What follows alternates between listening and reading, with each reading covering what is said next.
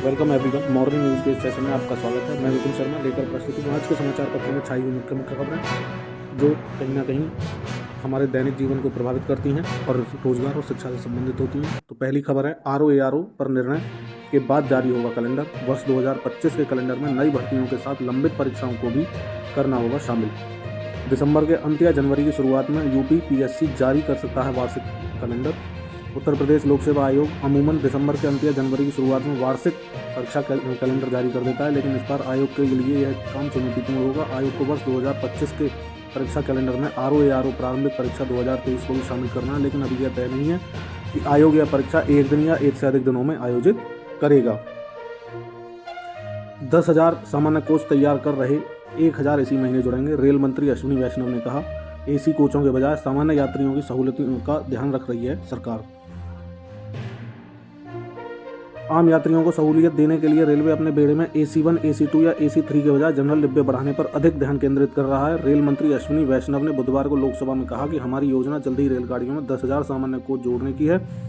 दिसंबर के अंत तक ऐसे 1,000 डिब्बे जोड़ दिए जाएंगे। इसके लिए विशेष कदम उठाए जा रहे हैं। बहुत बड़ी खबर निकल कर आ रही है, तैयारी है। अग्निवीरों को कार्यमुक्त होने के बाद ही स्थायी भर्ती का मौका मिलेगा। 3 सेनाओं में अग्निवीरों की मौजूदा स्थिति है। इस समय थल, जल और वायु सेना में करीब 55,000 अग्निवीर भर्ती हो चुके हैं। 50,000 भर्ती प्रक्रिया में है। वर्ष 2026 तक कुल 1.75 लाख अग्निवीरों की भर्ती तीनों सेनाओं में होनी है। थल सेना में सबसे ज़्यादा करीब 45,000 अग्निवीर हैं, जिनमें करीब 200 महिला अग्निवीर सैन्य पुलिस में हैं। वायुसेना और नौसेना में करीब 10,000 अग्निवीर या तो भर्ती हो चुके हैं या प्रक्रिया में हैं। तीनों सेनाओं से अग्निवीरों के पहले बैच की विदाई 2026 में शुरू होगी। इसलिए रक्षा मंत्रालय ने इसके लिए नियम कायदे तय करने की प्रक्रिया शुरू कर दी है। 4 साल का सेवा काल पूरा होने के बाद सभी अग्निवीर पहले कार्यमुक्त होंगे, फिर अधिकतम 25% को स्थायी नौकरी का मौका मिलेगा।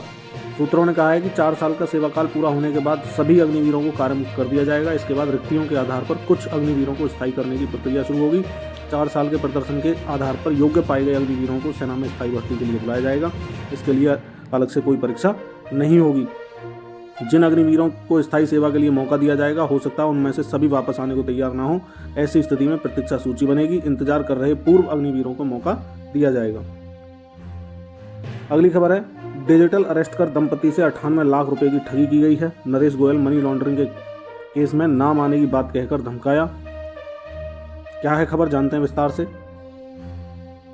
नेवी से रिटायर सब लेफ्टिनेंट और उनकी पत्नी को डिजिटल अरेस्ट करके जालसाजों ने 98 लाख रुपए की ठगी कर ली। साइबर ठगों ने चर्चित Naresh Goyal money laundering case में नाम आने की बात कहकर पूर्व chief justice of India DY Chandrachud बनकर दंपति को मैसेज, ऑडियो और वीडियो कॉल किए थे। मामले में साइबर थाने में बुधवार को मुकदमा दर्ज कर लिया गया है।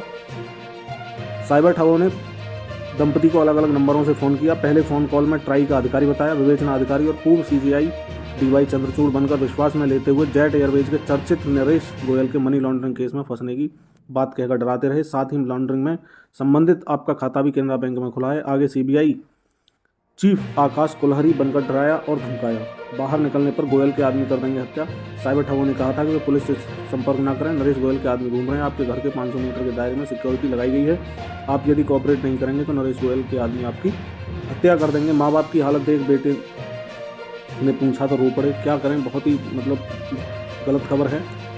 किसी भी जालसाज के चक्कर में ना आए। इससे पहले मन की बात में प्रधानमंत्री ने भी जागरूक किया था कि किसी की बातों में ना आए। कोई भी अधिकारी आपको फ़ोन करके नहीं बात करेगा इस तरह से। और उन्होंने एक मंत्र दिया था, रुको, सोचो और एक्शन लो। ये खबर आपको इसलिए बताई गई है कि आप कभी भी इस तरह से साइबर फ्रॉड या डिजिटल अरेस्ट के शिकार ना हो। परीक्षा तिथियां जल्द घोषित करेगा शिक्षा सेवा चयन आयोग। 9 व 10 फरवरी को असिस्टेंट प्रोफेसर, अप्रैल में TGT PGT परीक्षा के लिए मांगे केंद्र। उत्तर प्रदेश शिक्षा सेवा चयन आयोग ने वर्ष 2022 के असिस्टेंट प्रोफेसर, प्रशिक्षित स्नातक प्रशिक्षक TGT एवं प्रवक्ता समर PGT भर्ती परीक्षा कराने के लिए परीक्षा अध्यादेश के मानकों के अनुरूप जिलाधिकारियों से परीक्षा केंद्रों की सूची मांगी है। सभी जिलाधिकारियों को भेजे पत्र में असिस्टेंट प्रोफेसर भर्ती परीक्षा की तिथि 9 फरवरी और 10 फरवरी, TGT 4-5 अप्रैल परीक्षा और तुम्हारी PGT परीक्षा 11-12 अप्रैल प्रस्तावित किए जाने से स्पष्ट है कि इन तिथियों में परीक्षा तैयारी हो चुकी है। प्रतियोगी जो छात्र हैं वो लगातार मांग कर रहे हैं कि परीक्षा तिथि की जानकारी 2 महीने पहले दी जाए। ऐसे में शिक्षा सेवा चयन आयोग जो है वो आधिकारिक तौर पर तिथियां जल्द ही घोषित करने की तैयारी में है। 1 जनवरी से 10वीं 12वीं की प्रैक्टिकल परीक्षाएं, CBSE 10वीं 12वीं की प्रायोगिक परीक्षाओं की तिथियां जारी कर दी गई हैं। 1 जनवरी से शुरू होंगी और 14 फरवरी तक चलेंगी। बोर्ड ने इसके लिए SOP भी जारी कर दी है। तो स्कूलों, आंतरिक परीक्षक और बाहरी परीक्षक को भी सुनिश्चित कर दिया गया है, सही अंक अपलोड करने के लिए उसमें कहा गया है। वृद्धावस्था पेंशन का लाभ लेने वालों की होगी जांच, अपात्रों को किया जाएगा सूची से बाहर।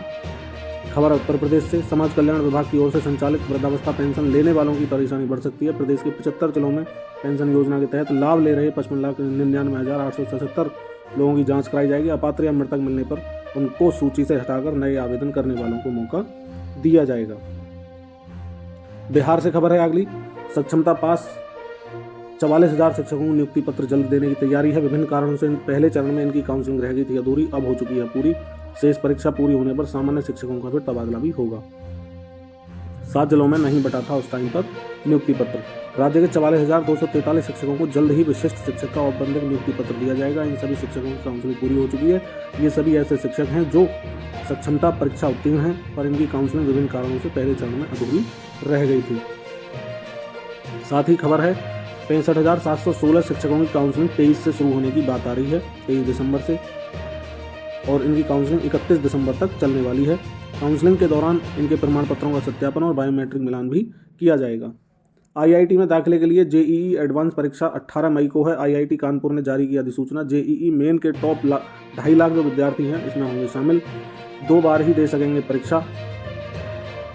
IIT में दाखिले की परीक्षा JEE एडवांस 2025 का आयोजन 18 मई को होगा। देश के प्रीमियम इंजीनियरिंग और प्रौद्योगिक संस्थानों में bachelor of engineering, bachelor of planning, bachelor of architecture पाठ्यक्रमों में JEE एडवांस 2025 की मेरिट से सीट मिलने वाली है। PCS पर एक दिन में निर्णय, RO-ARO के लिए 3 हफ्ते से इंतजार चल रहा है। PCS प्रारंभिक परीक्षा एक दिन में आयोजित की जाएगी। यह निर्णय उत्तर प्रदेश लोक सेवा आयोग ने एक दिन में ले लिया, लेकिन RO-ARO परीक्षा को लेकर कमेटी गठित करने के बाद भी 20 दिन बाद भी अभी तक ये फैसला नहीं आया है कि परीक्षा कब होगी, कैसे होगी। अभ्यर्थी अपने भविष्य को लेकर चिंतित हैं। पेपर लीक के कारण यह परीक्षा पहले निरस्त की गई, इसके बाद नॉर्मलाइजेशन को लेकर उठे विवाद के कारण स्थगित कर दी गई। बच्चे तो बच्चे, अभिभावकों को भी मोबाइल की लत। 76% अभिभावक व 71% बच्चे नहीं रह सकते स्मार्टफोन के बिना। माता पिता और बच्चों को मजबूत रिश्ता बनाने में स्मार्टफोन क्या आ रहा है, बाधक बन रहा है। अभिभावक रोज 5 और बच्चे 4 घंटे मोबाइल पर बिताते हैं समय। 64% बच्चे मानते हैं उन्हें लग चुकी है लत। 16 वर्ष के बच्चों के लिए इंटरनेट उपयोग पर ऑस्ट्रेलिया में रोक लग चुकी है। ये आपके सामने खबर पहले ही आ चुकी है। बच्चे तो बच्चे, अभिभावक जो हैं वो भी मोबाइल की लत से परेशान हो चुके हैं। माता पिता और बच्चों का मजबूत रिश्ता बनाने में स्मार्टफोन बाधक बन रहा है। देश के 76% बच्चे तो 84% अभिभावक एक दूसरे के साथ अधिक समय व्यतीत करना चाहते हैं, लेकिन स्मार्टफोन और इंटरनेट मीडिया उन्हें ऐसा करने से रोक रही है। रेलवे दे रहा हर टिकट पर 46% की छूट। रेल मंत्री अश्विनी वैष्णव ने कहा, यात्रियों को हर साल 56,993 करोड़ की सब्सिडी देते हैं। रेल मंत्री अश्विनी वैष्णव ने लोकसभा में बताया कि भारतीय रेलवे हर साल सभी श्रेणियों के यात्रियों को कुल 56,993 करोड़ रुपए की सब्सिडी देता है। इसमें हर टिकट पर 46% की छूट दी जाती है। 9वीं व 10वीं में हिंदी और अंग्रेजी के भी हो सकते हैं 2 स्तर। ये भी खबर चौंकाने वाली है।